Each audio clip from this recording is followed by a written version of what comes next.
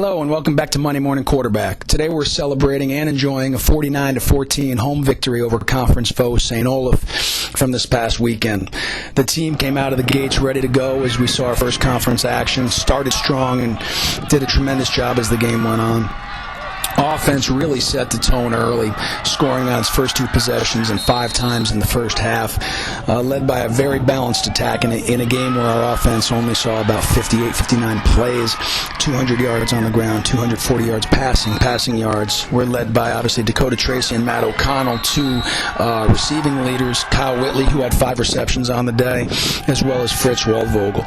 The ground game was as balanced as it has been. Colin Tobin had a very nice day. He had 4 touchdowns for the second week in a row and is playing well, but we were also able to get many other guys. Both quarterbacks added very well to the rushing totals, and 8 total guys, including 3 different wide receivers, added to those rushing totals too. So we played with a lot of guys, and a lot of guys were able to get productive carries. Our offensive line did a very nice job. If you look at the stat line, their 2 leading tacklers were defensive backs. So anytime that happens, that means that up front they're doing a very nice job. Certainly through the stalwart efforts of our 2 senior tackles in Dan Chapman and Chad Vandegrift, but also freshmen playing very well, Ulyss Payne and TJ Woodrow. Defensively, I think that the way we started was tremendous. They had a very, very good running back in Leon Clark, who is a very potent athlete, and our defense was able to hold him to 8 yards on 9 touches on Saturday, so that was great to see. We also held them to 4 yards total rushing, which compared to our offense's 200 was really the difference in the ball game. We also had 6 sacks, which came from many different positions, but great hustle by guys like Blake Bricks and Dan Bedore. Once again, that defensive front keeps rotating in, and guys like Blake Bricks and Chase Aho and Riley Dombeck continue to get great pressure on the quarterback, in addition to Danny Kane and Kyle Reinerson.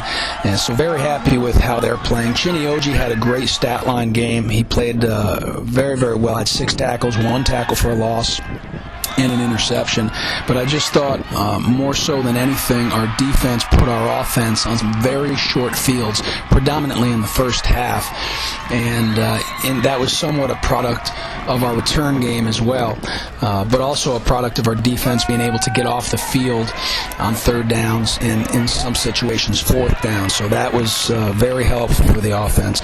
Special teams coming along, no question about it. Guys like Willie Hersman had stellar games. Julio Vasquez really coming on the scene as a freshman. But once again, our kickers kept putting that ball deep in the end zone. We averaged about 2 yards deep in the end zone on each kickoff, which anytime we can do that and have good coverage puts our defense on some long fields. We did have 2 issues where we ran into a holder one time and ran into a punter on the other, so those are the types of things we have to get cleaned up. But a lot of what you don't see is actually what made our special teams strong. You didn't see big returns because I think our kickoff team is doing a great job avoiding the frontline guys and getting back to their spots, taking calculated risks and making the play at the point of attack.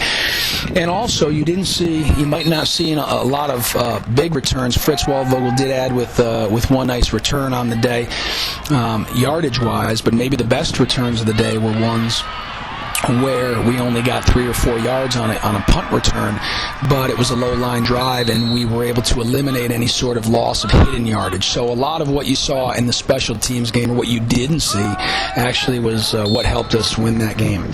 And we also got points from Griffin Schneider as well as Timmy Albright in the kicking game. Players of the game from St. Olaf: on defense, Tony Dana. The offensive player of the week is TJ Woodrow. Special teams player of the week, Willie Hersman. The defensive scout of the week, Jeffrey Rada. The offensive scout of the week, David Eilenfeld. And the hustler of the week, Blake Bricks. We hope to see you up at Concordia next week as we take on Concordia at Moorhead at 1:10 on Saturday, and have a great week.